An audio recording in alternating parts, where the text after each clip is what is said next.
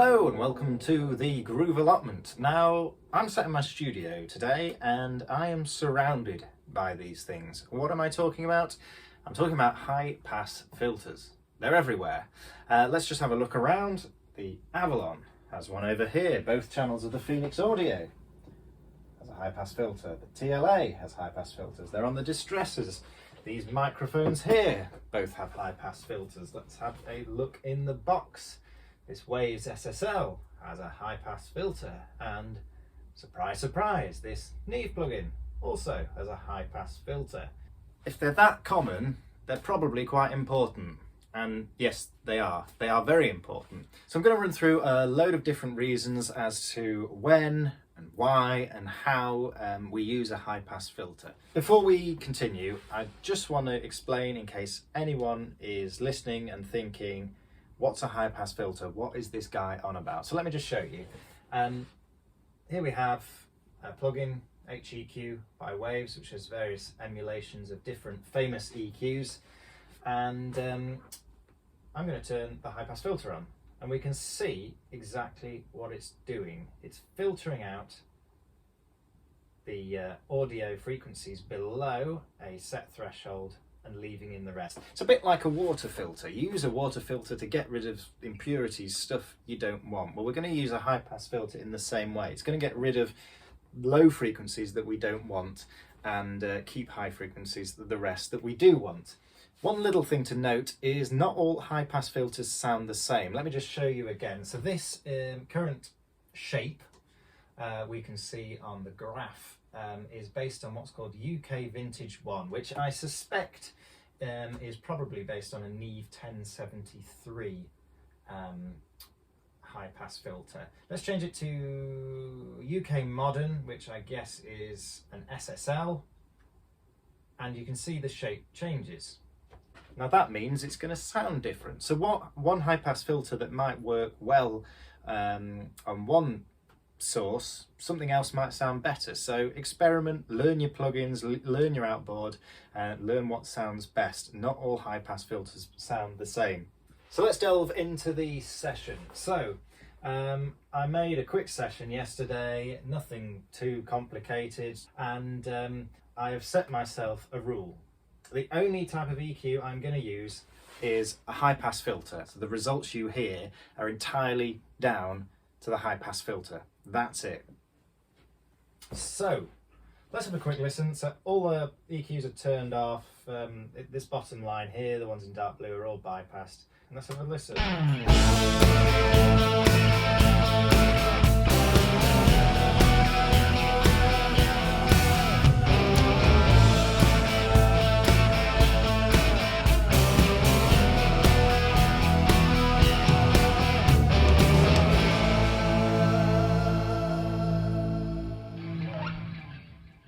So the first reason we're going to talk about for using a high pass filter is to get rid of unwanted low frequency noise.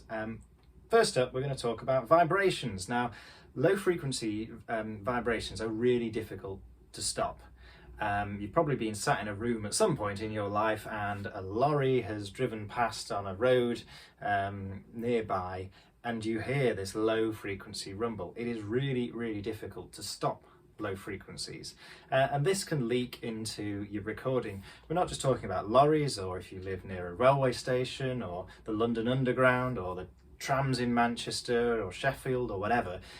It might be something as simple as the musician accidentally taps the mic stand. Now in this session, the percussionist, that happened to be me, was annoyingly and deliberately tapping the mic stand to help him stay in time. So let's just have a listen. This has no high pass filter on at the moment.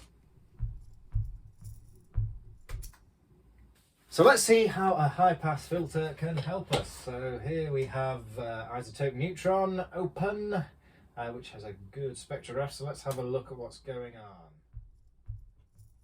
So you can see loads of low frequency energy down here. In fact, if I press this on isotope, it solos the frequencies. So let's just do a bit where they're playing.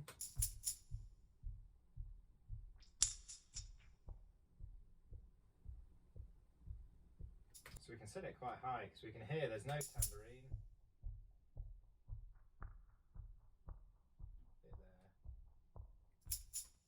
Turn it on and it should get rid of that pesky low frequency.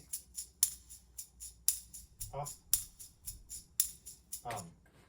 Another low frequency problem it can be good at solving is getting rid of hum in guitar amps. If you're using an unconditioned power supply, it's quite common that you'll plug in the amp and you get this low frequency, sort of often called mains hum. In the UK that's at 50 Hertz, US 60 Hertz.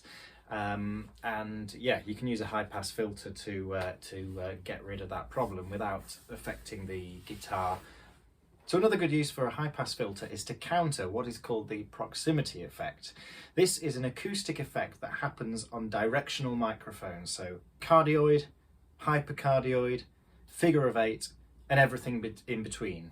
It doesn't happen on omnidirectional mics, but it does on directional microphones. And what it means is, as you get closer to a mic, you get an increase in low frequencies. It usually starts at around about, depending on the mic, 400-500 Hertz, and slowly increases as the frequencies get lower. And this is called the proximity effect.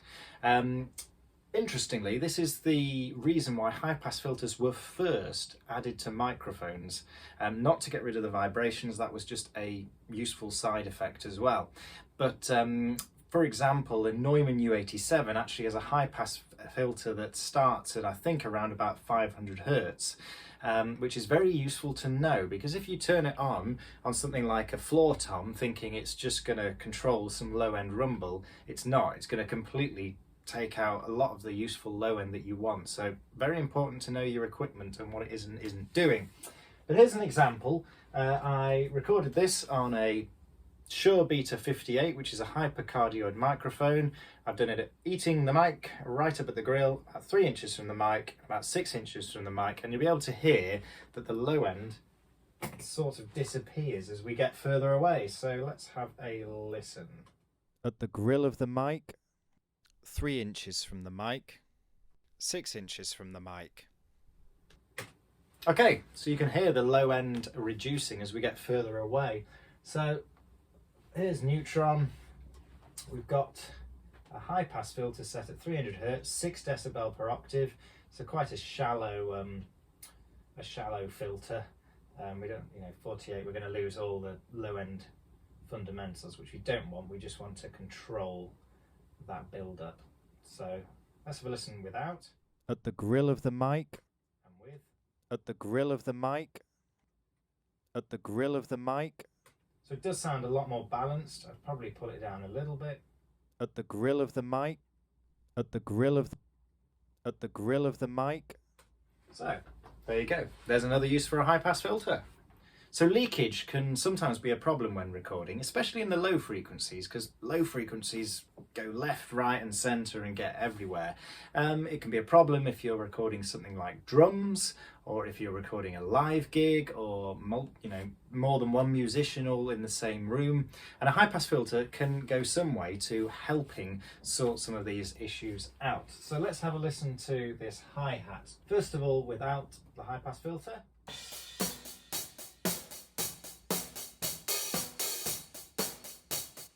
Okay, now let's have a listen to.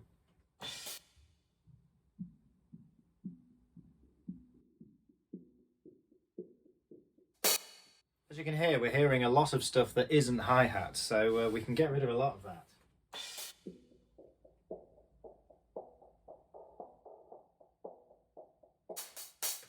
Okay, so around here we're starting to get some hi-hat in. Now this hi-hat is a bit trashy. We've got some low mids in there, which we may or may not want to keep. Quite often a lot of that is going to be in the overheads anyway, so the close mic is just to add attack and crispness, so we actually don't need a lot of that. So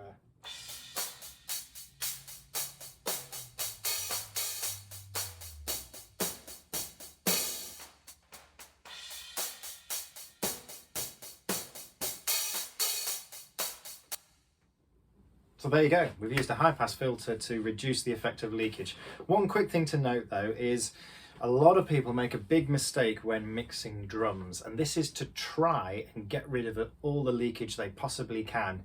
Actually, You need to embrace leakage. Leakage is part of the sound. If you try and fight it, you will end up with a bad drum sound. If you gate too heavily, if you EQ too heavily, then by the time you mix it all together, it's going to sound unnatural. So actually don't fight leakage too hard. Just a little tip for you there. So we're mixing the low frequencies of a track. It's very easy for it to get cluttered and blurred, for it to lose definition and attack. There's a lot of long wavelengths fighting for attention there, and this can lead to phase issues. It can lead to just the attack of key instruments like kick and bass just getting lost. And a high pass filter can be really useful at keeping these, it's really important, set of frequencies in a mix free for a couple of priority instruments. So in this track I've deliberately got quite a few bass parts to demonstrate this. So let's have a look what we've got. We've got a bass, guitar, we've got an octave up, we've got a synth bass. All these are going through a reverb to give it a sense of space, and kick.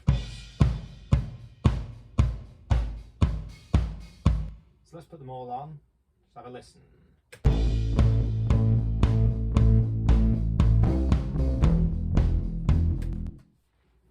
So I can hear all the parts, but to me it does sound, as I said before, blurred. There's lack of definition. There isn't a particular part that's sort of taking more of a front line and others sitting back. It is a bit messy. So we can use a high pass filter to sort this out. Now first of all, if we have a look at the kick, often you'll find the fundamental, that is the lowest note of a kick, is around 50, 60 hertz. So we can see there we've got a peak around there. So one thing that can help is keep that free, or keep it a bit lower in other tracks in order to let the kick sit there on its own. So we'll put a slight high pass filter on the bass. Now iZotope has this feature, it's called masking. Masking is a acoustic, psychoacoustic principle. I'm not sure that's the right word, but anyway, basically your brain can't really hear two frequencies from two different things at the same time, so it prioritizes the louder one, and this can mean other things get lost in the background if it's not mixed properly, you've not used EQ right. So if we've got this currently set to kick, and we'll have a look at which frequencies are clashing between the bass and the kick. So these orange ones, so as we were talking about, that fundamental around 55 hertz, 60 hertz, around there, you can see a lot of orange there, which means that they're competing for the same frequency band.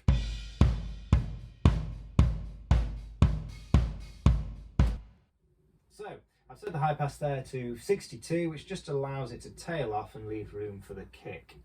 Now we've got the octave up bass part. Now let's take the kick out and listen to the two bass parts. Actually, before we do this, I'm going to go to mono. In mono, you often hear things like phase issues or masking can be disguised if things are panned left and right. When you put everything in mono, it can really highlight some of the problems with either phase or EQ. So we'll put it in mono.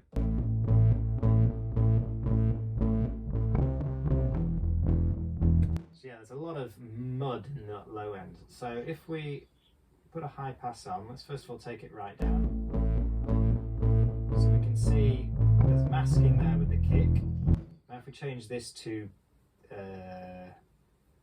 bass. Bass begins with a B. So we've got all that there. So in theory, if we bring this up here,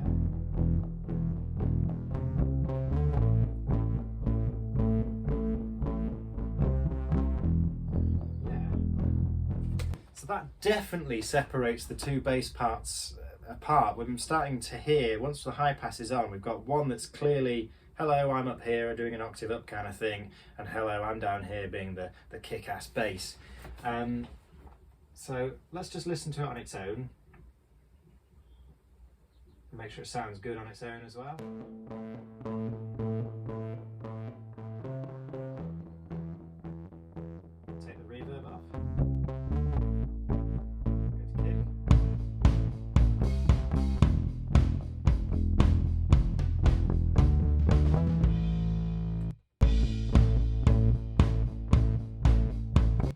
definitely more punch and definition once we start clearing up that low end, and a lot of that is just sorting out phase issues and things cancelling and adding and just getting all mucky.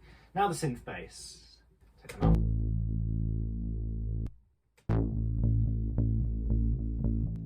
So again, there's a lot of low frequency there, so let's take the high pass off, turn it down. Let's first of all check it with the kick, which is big down there. Again, we've got these frequencies, we can see it masking, and this is what's causing that blurring. If we check across with the bass as well, the main bass part, yeah, again we've got lows there.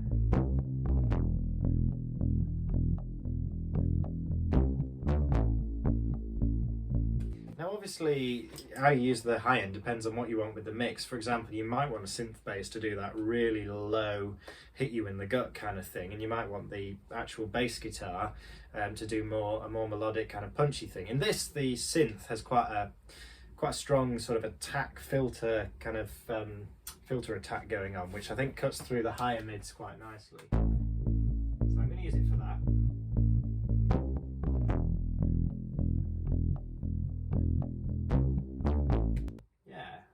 Okay, now let's look at the reverb. Let's put all these basses on.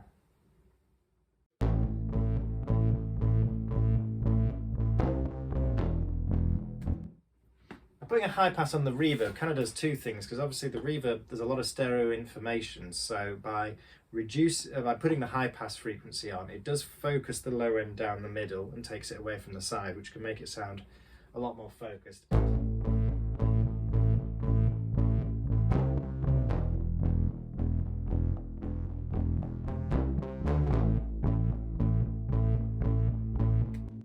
Generally a reverb sits a bit lower in the mix though, so you're not going to get the same phase issues, but it does help clear out some of that clutter. So let's have a listen now. We've soloed the instrument, so let's turn these off. So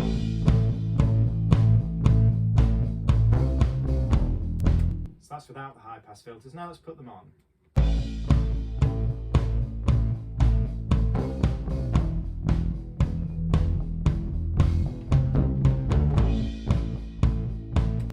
Worlds apart. There's so much more definition in the low ends. It doesn't sound as tubby. It just sounds better all around. The next use for high pass filters is particularly useful, I find, on vocals, on backing vocals. Now obviously on a lead vocal, like this dodgy vocal here, we want it to be full, warm, and quite dominant. Now the backing vocal here, we've got the high pass filter turned off. These are an octave down. But that still, to me, sounds really quite close. Now, as sounds get further away, we hear less low frequency and high frequencies as well. So by using a high pass filter, we can make them sound a bit more distant and therefore further back in the mix. So let's put a high pass filter on that and that. Let's just listen. So it's going to get rid of some of that low end, and it should therefore fight for less attention than the lead vocal. Let's have a listen. That's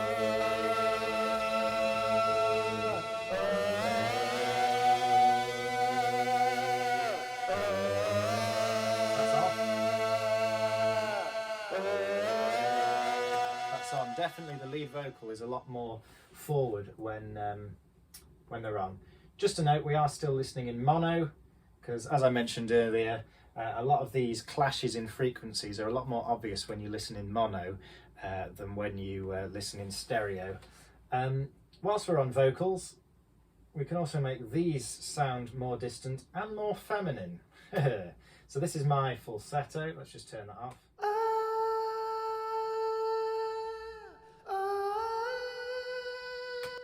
So that again still sounds quite close to the mic, so put some of this on.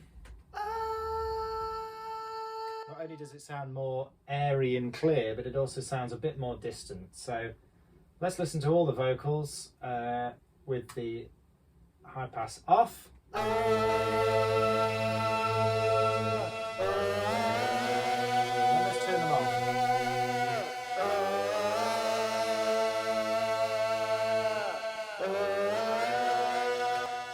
me that sounds like the backing vocals are further back in the mix, leaving that main vocal further forward. It just sounds brighter and clearer as well. There's less mud in the low mids. I guess that's going back to our earlier point of reducing proximity effect. So before we move on to a couple of uses for a high pass filter when mastering, there's one more use I would like to talk about, and that's as a special effect. So the example I'm going to use is on the electric guitar. Let's put that mono. So it's just got a straight delay there. Now what we can do is put a high pass filter on. Let's just go straight up.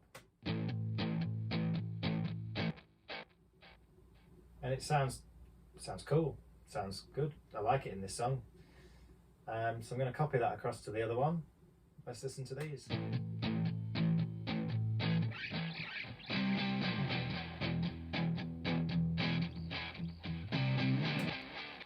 Another example of a special effect quickly, on the main guitar.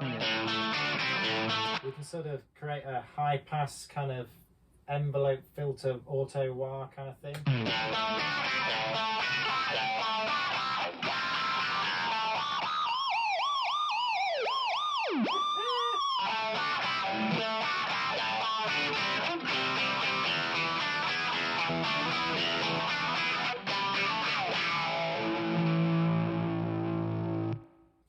So that sounds kind of cool. Let's look at some uses for mastering now. Now when mastering a track, the low end is really important in shaping how a track feels. I tend to categorise the low frequencies into two sort of areas. We've got kind of 80, 90 hertz and below, which is kind of where you get the thump that hits you in the gut. Then sort of above there, 90, 100, up to 150, we've got the low frequencies that give you punch. Let's just have a listen so you can see what I mean. So here's the track. It's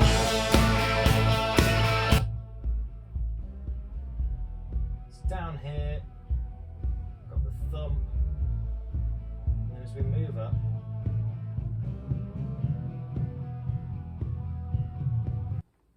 so you can hear there the two different sort of groups of frequencies, the really low end thump and then the punch slightly higher up. Now we're going to use a high pass filter to get rid of some of that sponginess and make the mix sound a bit more punchy. Now just to note here, I'm assuming that you will be listening to this on either good quality headphones or decent studio monitors. If you're trying to listen to this on your built-in laptop speakers, then pretty much all I've said about high pass filters and all the examples I've shown you will have gone out the window because you won't have been able to hear the low end that we're working with. Right, that aside, let's have a listen. So you can hear the flub. Okay, when we get up there, it's starting to sound a bit punchier, so let's put it back.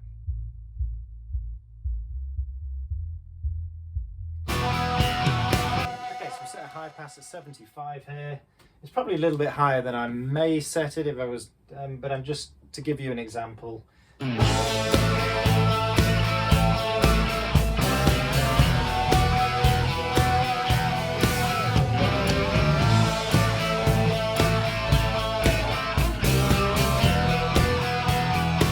It just changes the feel of the low end. I don't know which one I necessarily prefer. I really do like the low end thump, but I do like the punchy as well. It's not necessarily that one is better than the other. They're just different, and it depends what your vision for the song is. So another use when we're mastering is to focus the low ends. Now, there is a type of processing called mid-side processing, which separates the mono information that comes down the middle with all the information in the side. Let's get rid of that for starters. So this is the mono, the mid. And this is the side.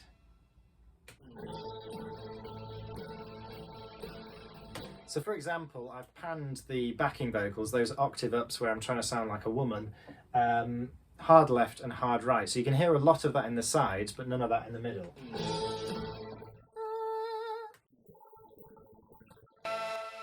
Middle. There's a little bit, but nowhere near as much. So let's have a listen at what's going on in the low end of the side.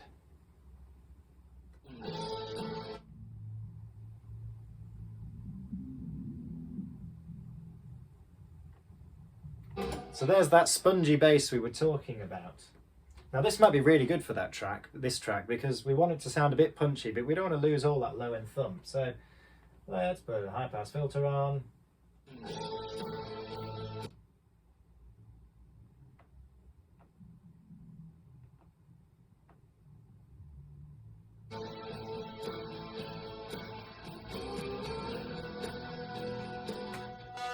Okay, so let's combine the two together with some mid-side.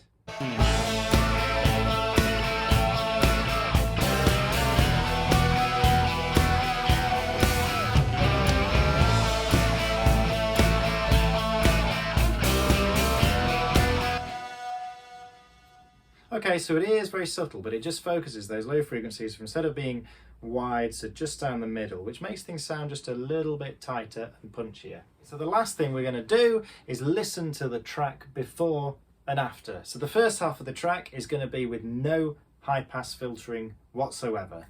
The second is going to be after, and let's see how it sounds.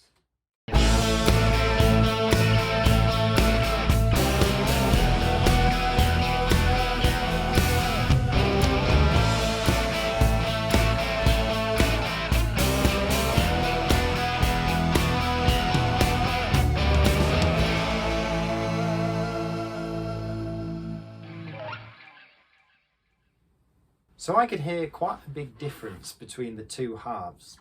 To my ears, the low frequencies in the first half sounded a bit blurred and muddy. The low mids sounded congested, there was a lot going on there. The second half, however, there was clear space for the kick and the bass, and that whole low end sounded a lot more defined. As well, the backing vocals sounded a bit more distant, and there was less congestion in the low mids, which allowed space for the lead vocal and the electric guitars to all sit there. Everything felt a lot more like it had its place in the mix. And all we've done there is used a high pass filter. I've not done any other EQing, just a well-chosen high pass filter. So I really hope you've enjoyed this video. I hope it's useful and you've gained some understanding of how to use a high pass filter next time you're mixing a track. If you have any questions, please let me know. I always like to try and help people when I can. And yeah, now I'm desperately trying to think of an allotment-based metaphor. Yeah, keep cultivating creativity. Yeah. See you now.